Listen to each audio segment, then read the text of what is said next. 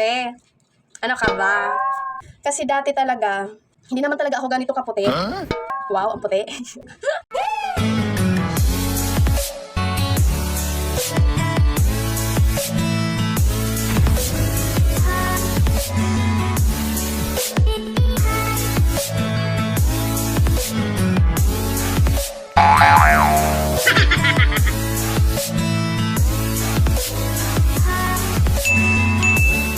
Hello mga besh! May share nga pala ako sa inyo. Counting tips para sa pagpapaputi.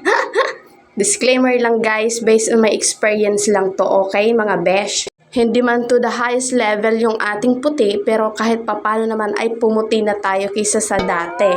Doon nga pala sa mga gumagamit pa lang or mga trust issues sa sabon, kailangan meron talaga tayong mahabang pasensya at huwag kang magmamadali. Besh! Meron kasi akong nakita, biglang isi-share ko lang, no? Kasi sabi niya, ito, itatry natin.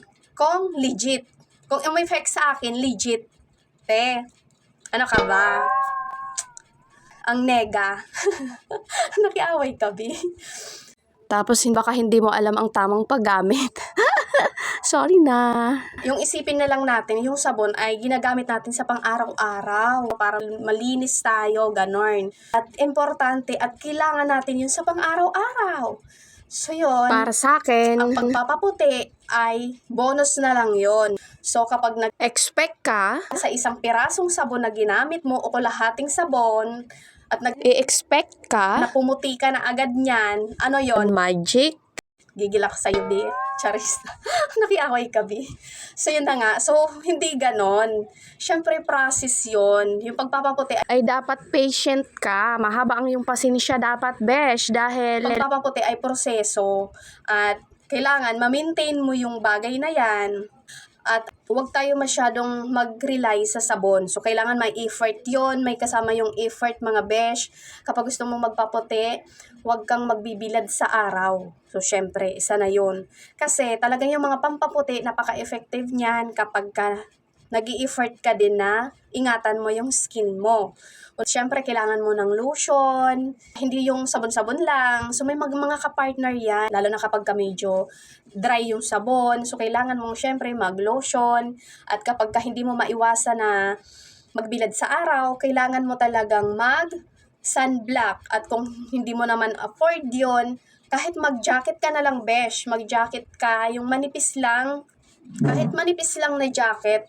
Ang importante, hindi nakaladlad yung iyong balat sa araw. Kasi napaka-effective ng pampaputi kapag pinoprotektahan mo rin yung skin mo na hindi naka-direct sa araw, besh. Kung hindi mo talaga maiwasan na magbilad sa araw dahil yun yung trabaho mo, so yun na lang, mag-jacket ka na lang. Talagang based on my experience ko yun na.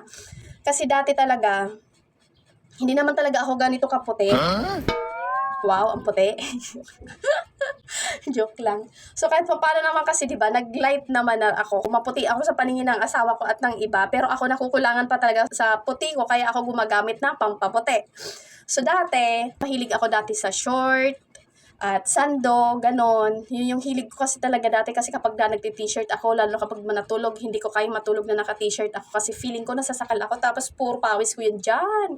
At mahilig ako sa short kasi madaling suotin at presko. Hanggang sa magsundo ako ng anak ko sa school, naka-short ako kahit mainit. Yon. So, kahit nag-skincare ako, kahit naglo-lotion ako, hindi ako maputi.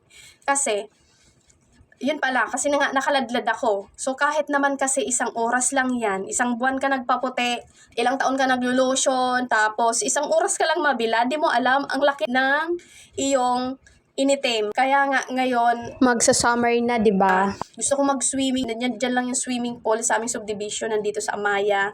Nung bago lang kami dito, madalas kami mag-swimming. Ngayon, parang once a year na lang kasi tuwing kapag may bisita na lang ako, kapag may pumupunta dito sa bahay akong bisita, tapos gusto nila mag-swimming. So, syempre, kailangan ko rin mag-swimming.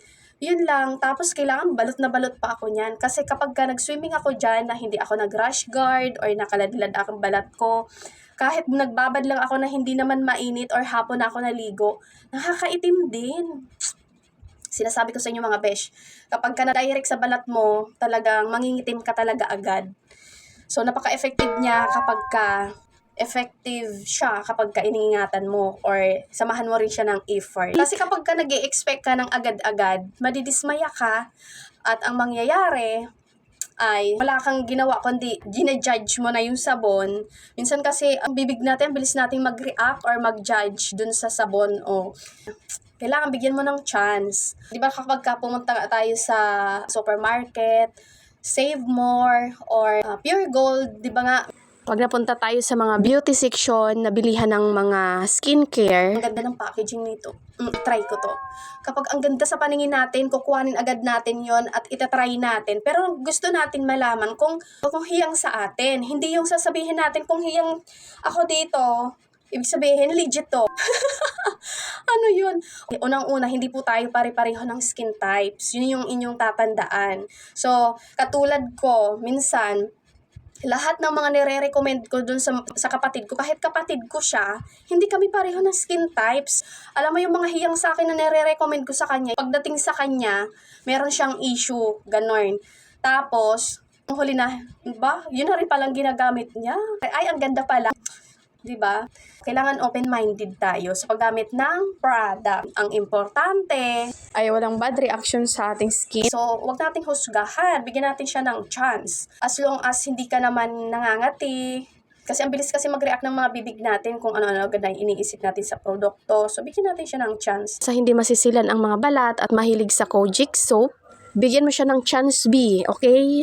Malay mo, ito sa product na to, magaan na sa bulsa at nahiyang ka rin. O, diba? Pak. Basta ganun ako. Basta hindi ako nangangati. Kahit anong sabon yan, okay lang sa akin. Pero kung hindi mo naman gusto, wag mong ipilit.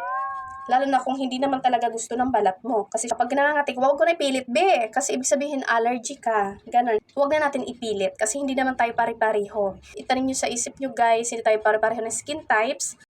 Maaaring ang hiyang sa amin ay hindi sa inyo hiyang, kaya dapat maging handa rin tayo sa bagay na yon. Sa awa ng Diyos ay marami naman ang nahiyang sa ating JAN Kojic Whitening Soap. Pero naman kasi talagang mahihilig sa Kojic.